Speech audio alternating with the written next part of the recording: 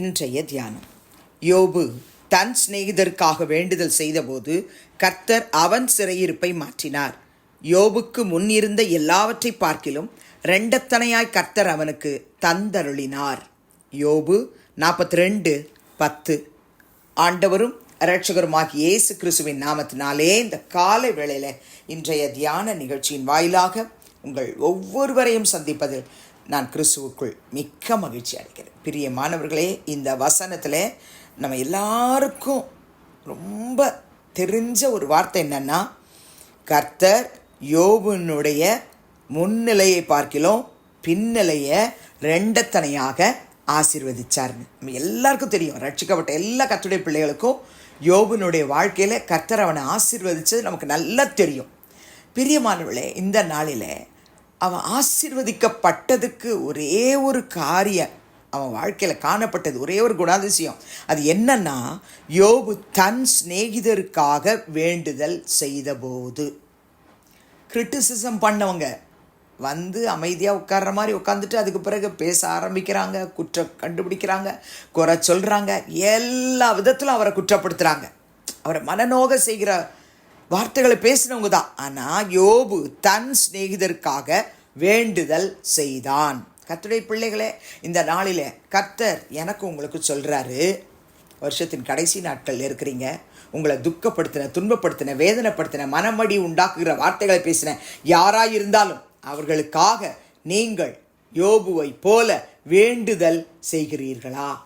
வேண்டுதல் செய்யுங்கள் என்று கர்த்தர் இந்த நாளில் நம்மோடு கூட பேசுகிறார். பிரியமானவர்களே, அவன் வேண்டுதல் செய்தபோது தான் கர்த்தர் யோபுவினுடைய சிறையிருப்பை மாற்றினார். என் அன்பு சகோதரனே, சகோதரியே, நம்முடைய சிறையிருப்பை கர்த்தர் மாற்ற வேண்டுமானால் நமக்கு விரோதமாய் நம்மை வேதனைப்படுத்தி அசட்டை பண்ணி குற்றுயிராய் நம்மளை சாகிற அளவுக்கு வார்த்தைகளை சொல்லி நம்மளை வேதனைப்படுத்துகிறவங்க இருக்கிறாங்க இல்லையா, அவங்கள நம்ம சபிக்காம, அவங்கள வெறுக்காம, அவங்க மேலே எந்த ஒரு காரியத்தையும் நம்ம தவறாக திணிச்சு பேசிடாதபடிக்க அவங்கள மன்னிச்சு அவங்களுக்காக நாம் ஜெபம் பண்ண ஆரம்பிப்போமானால் கர்த்தர் யோபுக்கு கொடுத்த ஆசீர்வாதத்தை நமக்கு தருவார். முதல்ல நம்முடைய சிறையிருப்பை மாற்றுவார், அதன் பிறகுதான் நம்ம இழந்த எல்லாவற்றையும் திரும்ப தருவார். நீங்கள் உபாகமத்தின் புத்தகம் 30ஆம் அதிகாரம் 3ஆம் வசனத்தை வாசிப்பீர்கள் என்றால், உன் தேவனாகிய கர்த்தர் உன் சிறையிருப்பை திருப்பி உனக்கு இறங்கி, உன் தேவனாகிய கர்த்தர் உன்னை சிதற அடித்த எல்லா ஜனங்கள் இடத்திலும் இருக்கிற உன்னை திரும்ப சேர்த்து கொள்வார். உன் தேவனாகிய கர்த்தர் உன் சிறையிருப்பை திருப்பி. கர்த்தருடைய பிள்ளைகளே, நம்ம சிறையிருப்பு மாறணும்னு சொன்னால் நாம் உண்மையாகவே மற்றவர்களுக்கு இறங்கி, மற்றவர்களுக்காக திறப்பில் நின்று, மற்றவர்களுடைய எல்லா காரியங்களும் நம்ம மேலே சுமந்து கொண்டு அவங்களுக்காக திறப்பில் நின்று ஜெபிக்கிறவர்களாக நாம் இருக்கணும்னு கர்த்தர் சொல்கிறார். சிறையிருப்பை திருப்பி நமக்காக அவர் இறங்குவார். நம்முடைய தேவனாகிய கர்த்தர் ஒருவேளை நம்மளை சிதறடிச்சிருக்கலாம், ஆனால் எல்லாவற்றிலும் இருந்தும் கர்த்தர் இன்றைக்கு சொல்கிறார், சிதறடித்த நான் தான் உன்னை திரும்பவுமாக சேர்த்து கொள்வேன்னு சொல்கிறார். கர்த்தருடைய பிள்ளைகளே, உங்கள் சிறையிருப்பு இன்றைக்கு மாறப்போகுது, நிச்சயமாக மாறப்போகுது. கர்த்தர் மாற்றுவார். சங்கீதம் 14ஆம் சங்கீதம் 7ஆம் வசனத்திலே தாவீது சொல்லுகிற ஒரு வார்த்தையை பாருங்கள். சீயோனிலிருந்து இஸ்ரவேலுக்கு ரட்சிப்பு வருவதாக, கர்த்தர் தம்முடைய ஜனத்தின் சிறையிருப்பை திருப்பும் போது யாக்கோபுக்கு களிப்பும் இஸ்ரவேலுக்கு மகிழ்ச்சியும் உண்டாகும். கர்த்தர் அப்படின்னா அவருடைய ஜனத்தினுடைய சிறையிருப்பை திருப்புவார். இப்படியே தான் என் லைஃப் முடியுமா, சிறையிருப்பிலேயே தான் நான் என் வாழ்க்கையை முடிப்பேனா அப்படின்னு நமக்குள்ள அடிக்கடி சாத்தான் ஒரு அவிசுவாச சிந்தையை கொண்டு வருவான். ஆனால் தேவனாகிய கர்த்தர் சங்கீதக்காரராகிய தாவீதின் மூலமாய் நமக்கு மீண்டுமாய் உறுதிப்படுத்தும்படிக்கு சொல்கிறாரு, சிறையிருப்பை கர்த்தர் மாற்றுவார், மகிழ்ச்சியும் களிப்பும் நமக்கு கொடுப்பார். சங்கீதம் 53ஆம் சங்கீதம் 6ஆம் வசனத்திலேயும் நாம் படிக்கிறோம். தாவீது சொல்கிறாரு, சீயோனிலிருந்து இஸ்ரவேலுக்கு ரட்சிப்பு வருவதாக, தேவன் தம்முடைய ஜனத்தின் சிறையிருப்பை திருப்பும் போது யாக்கோபுக்கு களிப்பும் இஸ்ரவேலுக்கு மகிழ்ச்சியும் உண்டாகும்.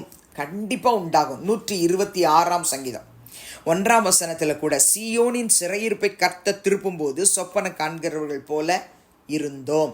சீயோனின் சிறையிருப்பு.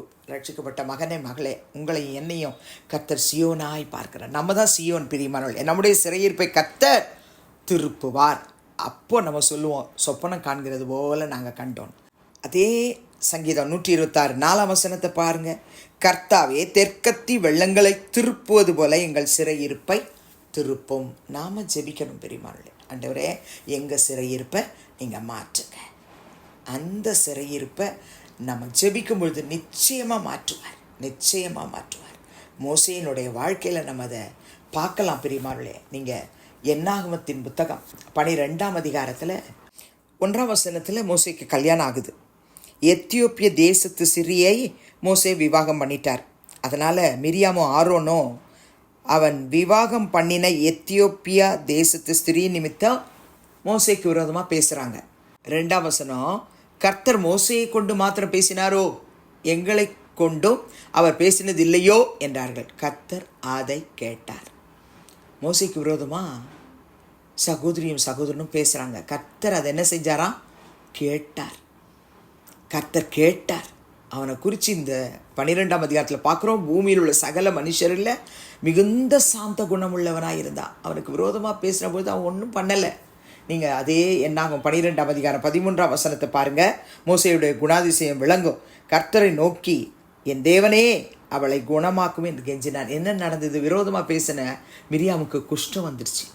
மோசே, நீ எனக்கு விரோதமாக பேசினல்ல, அதனால தான் நீ இப்படி அனுபவிக்கிற அப்படின்னு சொல்லலைங்க. சிறையிருப்பிலே இருக்கிற தன் சகோதரிக்காக வேண்டுதல் செய்தான். நாம் ஜெபிக்கலாமா?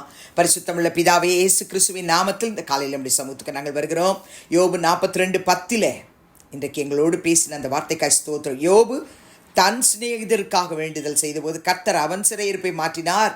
அவனுக்கு முன் இருந்த எல்லாவற்றை பார்க்கல 2 தனையாய் கர்த்தர் அவனுக்கு தந்தருளினார் என்று. அப்பா, யோபுவை போல ஆண்டவரே, நாங்களும் எங்கள் சிநேகிதர்கள், எங்கள் பெற்றோர்கள், உடன்பிறப்புகள், உற்றார் உறவினர்கள், இனஜன பந்துக்கள் யாராயிருந்தாலும் ஆண்டவரே, எங்களுக்கு விரோதமாய் பேசினவர்களை நாங்கள் மன்னித்து அவர்களுக்காய் வேண்டுதல் செய்ய எங்களுக்கு கற்றுத்தாரும், ஜெபிக்க உதவி செய்யும் ஆண்டவரே. சிறையிருப்பை மாற்றும் ஆண்டவரே. அதே போல ஆண்டவரே, மோசே எப்படி தன் சகோதரிக்காக பிரார்த்தித்தானோ அதுபோல ஆண்டவரே, எங்களுக்கு விரோதமாய் முறுமுறுக்கிறவர்கள், பேசுகிறவர்கள், கலகமண்டுகிறவர்கள் யாராயிருந்தாலும் அவர்களுக்காக நாங்களும் திறப்பிலே நின்று ஜெபிக்க எங்களுக்கு ஜெபாவியை தாரும். அவர்கள் சிறையிருப்பை மாற்றும் என்று ஜெபிக்கும் பொழுது கர்த்தர் எங்களையும் எங்கள் சிறையிருப்புகளையும் மாற்றி இழந்த எல்லாவற்றையும் திரும்ப தரப்போறது கை ஸ்தோத்திரம்.